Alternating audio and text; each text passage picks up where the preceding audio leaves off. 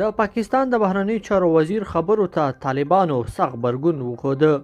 بلاول بوټو د افغانستان په اړه څه ویلي وو، طالبانو تازه هغه ته څنګه جواب ورکړ، جزئیات سره په ویډیو کې وګورئ او چینل سبسکرایب کړئ. لیدونکو السلام علیکم. د طالبانو د رژیم د بهرنی چارو وزارت په مونیخ کنفرانس کې د پاکستان د بهرنی چارو وزیر بلاول بوټو د خبرو په اړه غبرګون وښود.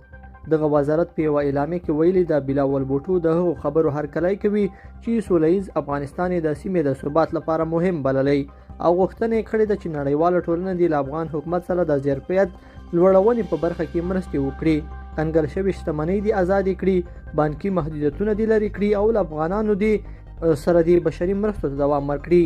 سرچینه د بلاول بوټو هغه څرګندونې له حقیقته لرې بولي چې ګواکې ترهګري ډلې ښایي له افغانستان څخه ترهګریز فعالیتونه وکړي او که نړیواله ټولنه دې مسلې ته جدي پام ونه کړي نو د پاکستان په څیر به نه یوازې د افغانستان نږدې ګاونډیانو ته ګواښ شي بلکې غرب ته به هم ګواښ وي، ځکه افغان حکومت لا تر اوسه منظم امنیتي ځواکونه نه لري. طالبان وایي د سیمې او نړۍ هیوادونو ته په عمل کې ثابته کړې چې د منظمو او مجربو امنیتي ځواکونو پر مټ هیڅ چاته اجازه نه ده ورکړې چې د افغانستان خاوره د چا پر ضد وکاروي.